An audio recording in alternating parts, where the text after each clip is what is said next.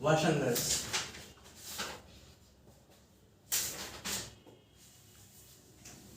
देखो बच्चों, चीन जो है 1949 में समाजवादी क्रांति हुई, जिसे चीनी क्रांति कहते हैं।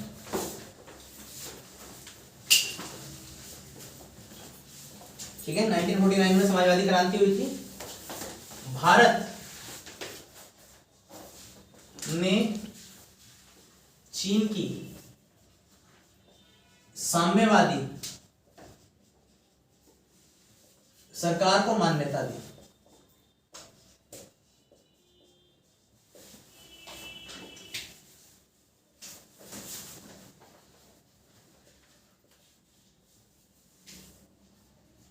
तो भारत पहला ऐसा देश था जिसने चीन की साम्यवादी जो सरकार है उसको मान्यता दे दी। जो चीन की सरकार है उसको 29 अप्रैल 1954 पंचशील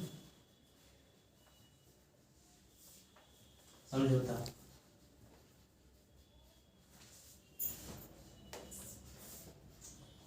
चाओ एन लाई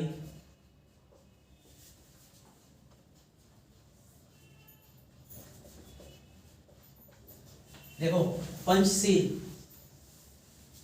पंचशील का मतलब होता है शांतिपूर्ण सह अस्तित्व के 5 सिद्धांत। ये 1954 में एक एग्रीमेंट हुआ था जिस पर साइन हो चुका था, जिसे पंचशील का नाम दिया गया था। किसका नाम दिया गया था? पंचशील का। और नेहरू जी का पता है क्या विजन था? नेहरू जी का ये मानना था ना कि चाइना भविष्य में एक बहुत ही बेहतर मित्र राष्ट्र साबित होगा, मतलब हमारा दोस्त होगा, काफी अच्छे संबंध होंगे चाइना के साथ हमारे, और हम दोनों मिलजुल कर एक दूसरे के साथ बहुत बेहतर तरीके से रहेंगे। ठीक है, तो इसके लिए 1954 में समझौता हुआ जिसे पंचशील कहा गया, पंडित जवाहरलाल नेहरू के बीच में और चाइना के प्रमुख चाओ एन लाई के बीच में एक समझौता हुआ था। तो यहां तक तो बात शांति की थी। अब संघर्ष आ जाओ। देखो बच्चों, एक देश, पहले तिब्बत, आज की डेट में आप चाइना में देखते हो तिब्बत,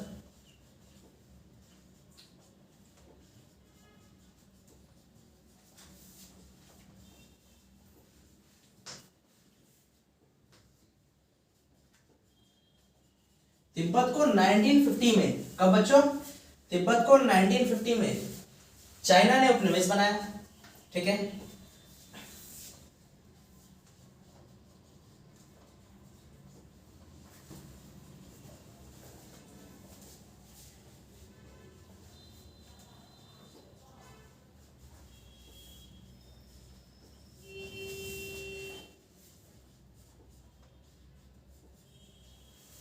ये जो चीन ने जब तिब्बत को अपना उपनिवेश बनाया ना, तो जो भी तिब्बती हैं वो चीन की सरकार का विरोध करते हैं, सरकार का विरोध करते हैं। ठीक है, जो भी है। अब 1956 में चीन के चाओ एन लाई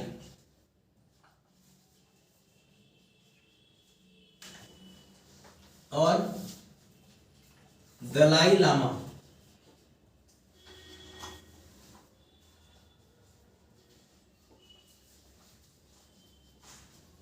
भारत दौरे पर आए।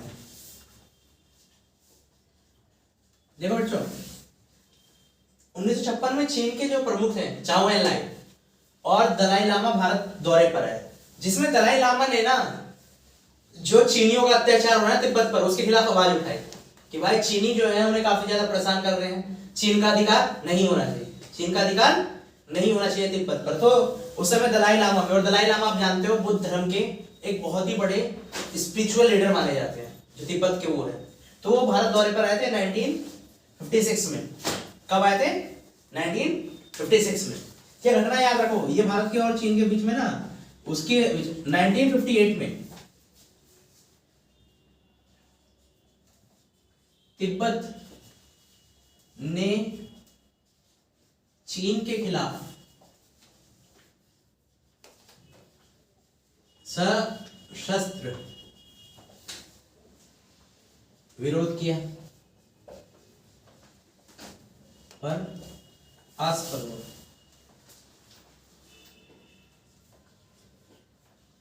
अब हमें एक चीज ना यहाँ पे याद रखनी है, 1958 में तिब्बत ने चीन के खिलाफ सशस्त्र विद्रोह किया पर असफल हुआ। आप कितने भी है तो आप चीन के आगे कमजोर थे। तिब्बत एक छोटा सा देश है जिसमें चीन की सेना के द्वारा क्या किया गया, उसको दबा दिया गया। क्या किया गया बच्चों से? दबा दिया गया। यहां तक आपने चीन का देखा कि चीन ने किस तरीके से तिब्बती लोगों पर अत्याचार किए थे। ठीक है, 1958 तक ये घटना हुई। अब फिर एक घटना और आ गई। अब आपको ये चीज देखनी है कि तिब्बत ने ये करा 1959 में दलाई लामा को भारत में शरण मिली। अब एक घटना और हो गई जिसने चीन के गुस्से को और बढ़ा दिया। 1959 में दलाई लामा को भारत में शरण मिली। जो 1959 था ना, इसमें क्या हुआ कि जो दलाई लामा था, दलाई लामा उसे भारत में शरण मिल गई। आपको पता है तिब्बती कॉलोनी, ये वो वहां चीन, वो ये तिब्बत से आए शरणार्थी है। और दलाई लामा का जो निवास है वो अब तिब्बत नहीं है। जो दलाई लामा है उनका निवास कहाँ है? हिमाचल। हिमाचल का जो धर्मशाला है ना, वो उनका निवास स्थल है। उन्होंने इसको अपना निवास स्थल बना लिया है। 1957 से 1959 के बीच चीन ने अक्साई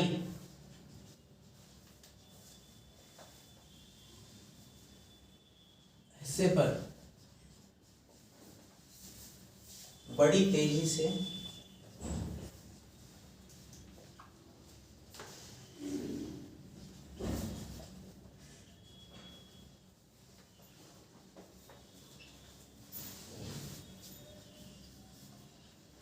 अधिग्रहण किया।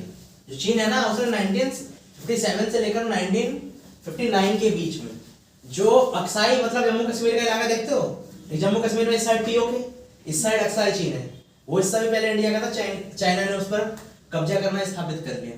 ठीक है, और 1962 में भारत चीन युद्ध हुआ, जिसमें चीन ने नेफा पर अपना कब्जा किया।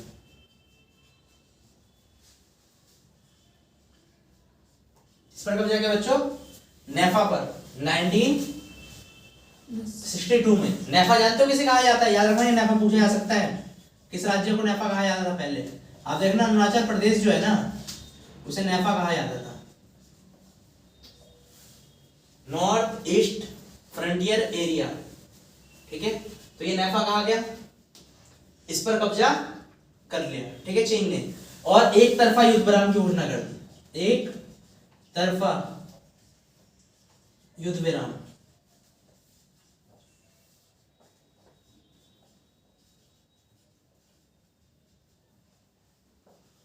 एक तरफा युद्ध विराम की घोषणा कर दी चीन ने। चीन हमेशा से ही पूरी दुनिया को ये कहता आ रहा है कि भारत जो है वो चीन को तोड़ना चाहता है। जब भारत ने 1959 में चीन को, जब भारत ने 1959 में तिब्बत को शरण दे दी थी ना, तिब्बत के लोगों को, दलाई लामा को, तब से चीन ये इल्जाम लगाता है कि भारत उसकी एकता को तोड़ना चाहता है। ये लगाया, एक तरफा युद्ध विराम की घोषणा कर दी। अब परिणाम क्या हुआ? परिणाम क्या हुआ? नेहरू व वी.के. कृष्णा मेनन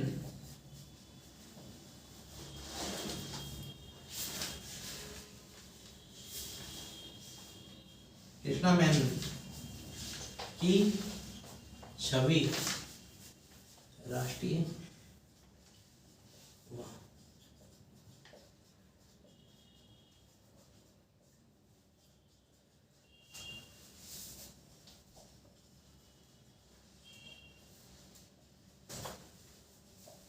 राष्ट्रीय और अंतरराष्ट्रीय स्तर पर धूमिल हुई। जो वीके कृष्णा मेनन कौन थे, याद रखना, वीके कृष्णा मेनन रक्षा मंत्री थे। क्या थे बच्चे इस समय? रक्षा मंत्री। कौन थे इंडिया के? वीके कृष्णा मेनन। ये भारतीय कम्युनिस्ट पार्टी का विभाजन। अब ये देख लो, ये काफी इंटरेस्टिंग फैक्ट है। 1964 में अगर आपके देश में लड़ाई होती है, हम ऐसे देश में रहते हैं ना जहां के कुछ लोग इतने घटिया हैं पूछो मत। जैसे पाकिस्तान जीतता है, पटाखे फोड़ते हैं, खुशियां मनाते हैं, और कुछ लोग तो ऐसे हैं जो युद्ध के समय में चीन का समर्थन कर रहे थे। ऐसे लोग भी रहते हैं इंडिया में। तो भारतीय कम्युनिस्ट पार्टी है ना, इसका एक धड़ा था जो चीन का समर्थन कर रहा था, तो इसलिए 1964 में कम्युनिस्ट पार्टी का विभाजन हो गया। देखो अपने देश के हाल है, लेकिन समर्थन उसका कर रहे हैं, तो उस देश का होगा क्या? कोई भी देश नहीं चाहता। यहाँ तक कि कुछ देश तो ऐसे है ना, आप अपोजिशन पार्टी के नेता हो, मैं प्रधानमंत्री हूँ, युद्ध की कंडीशन आ गई तो भूल जाते हैं कौन अपोजिशन है कौन क्या है, सपोर्ट करते हैं कि भाई नेशन फर्स्ट, हमारे यहाँ जाति धर्म पॉलिटिक्स फर्स्ट, देश जाए भाड़ में। ठीक है, ऐसे लोग हैं और लोग उनका समर्थन करते हैं खुलेआम से। ठीक है, गलत बोलो कुछ भी बोलो, तो ऐसा इंडिया में भी था, कम्युनिस्ट पार्टी समर्थन कर रही थी किसी और का। ठीक है, चीन का भी। तो भारतीय कम्युनिस्ट पार्टी का विभाजन हो गया और चीन से लगे बॉर्डर पर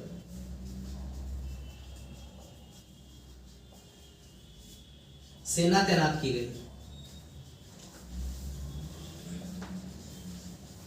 इतने ज्यादा हम चाइना के भक्त हो चुके थे, मतलब चाइना में विश्वास करने लगे थे कि हमने प्रॉपर मिलिट्री भी नहीं रखी थी।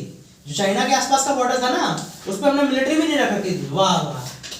क्योंकि और सरदार वल्लभ भाई पटेल ने, जो सरदार वल्लभ भाई पटेल थे ना, वो काफी ज्यादा दूरदर्शी थे।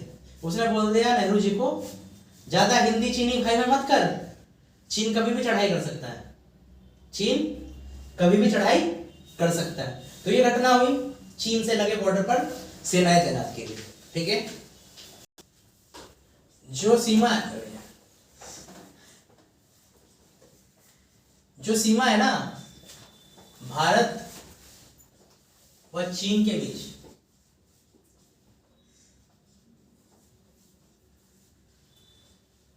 देखो इसे नाम दिया गया है मैकमोहन रेखा।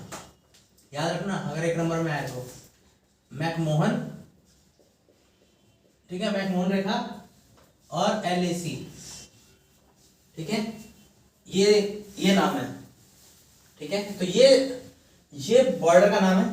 अब चीन के साथ राजनयिक संबंध कब से स्टार्ट हुए हमारे, मतलब दोबारा से राजनयिक संबंध, मतलब हमने राजनीति वगैरह स्थापित करी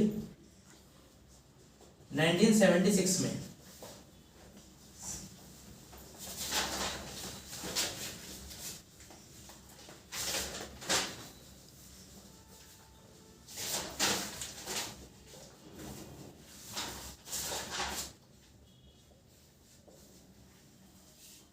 दूसरा है 1979 में वाजपेयी, बहुत बढ़िया नाम है। ठीक है, वाजपेयी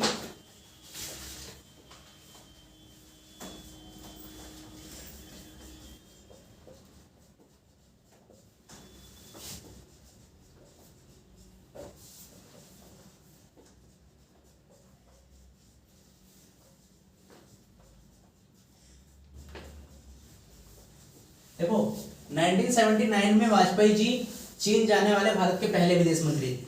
ये वाजपेयी जी जो है ना, ये विदेश मंत्री भी रह चुके भारत के, प्रधानमंत्री रहने से, और यही पहले विदेश मंत्री थे जिन्हें यूनाइटेड नेशन में हिंदी में स्पीच दी थी। ठीक है, अटल बिहारी वाजपेयी। अब ये देख लिया हमने, हमारे राजनीतिक संबंध स्थापित होने लगे 1976 से, लेकिन आज की डेट में हमारा चाइना के साथ अच्छा संबंध नहीं है। ठीक, क्यों नहीं है? चाइना हमेशा से पाकिस्तान का समर्थन करता है। डोकलाम जो है उसे वो अपना हिस्सा बनाता है। इसके अलावा अक्साई चीन, उसे भी धीरे धीरे जो चाइना है उसे अपना हिस्सा बताता जा रहा है। और चाइना की एक प्रमुख रणनीति है। क्या है रणनीति चाइना की? एक कि चाइना ने अंतरराष्ट्रीय स्तर पर हमेशा भारत का विरोध करता है। जैसे NSG की इंडिया को सदस्यता मिलने वाले थे, ये न्यूक्लियर सप्लायर ग्रुप है। मतलब किसी को भी अगर परमाणु बनाने के लिए चाहिए होगा ना थोरियम यूरेनियम वगैरह, तो ये एनएसजी ही देगा। चाइना ने इसकी सदस्यता इंडिया को नहीं मिलने दी, ठीक है, चाइना ने इसके सदस्य नहीं बनने दिया इंडिया को, तो चाइना के पास वीटो है। चाइना हमेशा से जब इंडिया पाकिस्तान के खिलाफ कोई प्रस्ताव ले जाता है यूएनओ में, तो चाइना उसे रोक देता है। चाइना क्या करता है बेटा, उसे रोक देता है। क्यों रोक देता है? चाइना के पास क्या है? वीटो। वो राष्ट्रीय स्तर पर किसी भी फैसले को रोक सकता है। अभी आप देखो 2020 में भारत और चाइना के बीच में झड़प हो गई थी, जिसमें हमारे 40 जवान शहीद हुए थे। झड़प हो गई थी ना चाइना और उसके बीच में, इंडिया और चाइना के बीच में। तो ये जो है चाइना जरूरी है कि इंडिया से झड़प है उसकी, उसके आसपास के जितने देश है ना, वियतनाम, कंबोडिया, ठीक है, इंडोनेशिया, जो भी उसके आसपास के जितने भी पड़ोसी देश है, इसके अलावा ताइवान को अभी तक चाइना अपना हिस्सा मानता है, लेकिन ताइवान अलग देश है, ठीक है। तो इन सारे देशों के साथ जो चाइना के संबंध है वो अच्छे नहीं है। क्यों? चाइना ना एक एक्सपेंशन कंट्री है। वो जैसे आपके बगल में एक छोटा सा देश है ना, इसको भी आने दो, उसको भी आने दो, सबको हड़पते जाओ, और वो दिन दूर नहीं जब आधा पाकिस्तान चाइना के कंट्रोल में होगा। क्योंकि चाइना ने बहुत बड़ी फंडिंग कर रखी है, चाइना ने बहुत ज्यादा फंडिंग कर रखी है, ठीक है। किसको? पाकिस्तान को। पाकिस्तान देखो, पाकिस्तान जो है वो इंडिया में तो कहता है कि भाई मुसलमानों पर अत्याचार हो रहा है, ये हो रहा है, जबकि ऐसा कुछ नहीं है। हमारे तो भाई सब बराबर, हम सबको बराबर मानते हैं। लेकिन चाइना में नहीं देखते वो कि चाइना मस्जिद, जो चाइना है वो मस्जिद तोड़वा के वहां पर टॉयलेट बनवा रहा है, कोई विरोध नहीं करेगा। एक कोई दूसरा देश बोल दे विरोध है, ठीक है। चलो ये चाइना वाला हमारा टॉपिक खत्म हो गया। इस दूसरे पार्ट में, तीसरे पार्ट में हम अपने एक और दुश्मन के साथ आएंगे, पाकिस्तान के साथ, जिसके साथ हमारा जन्म का रिश्ता है, ठीक है। वो पाकिस्तान वाला टॉपिक नेक्स्ट क्लास में करेंगे, वो भी इंपॉर्टेंट टॉपिक है, ठीक है। और नेक्स्ट क्लास में हम 2 टॉपिक करेंगे, भारत पाकिस्तान के संबंध, और एक टॉपिक आएगा हमारा भारत का परमाणु कार्यक्रम या परमाणु नीति, ठीक है। आज के लिए धन्यवाद। आज इतना ही पढ़ेंगे हम लोग। Good bye.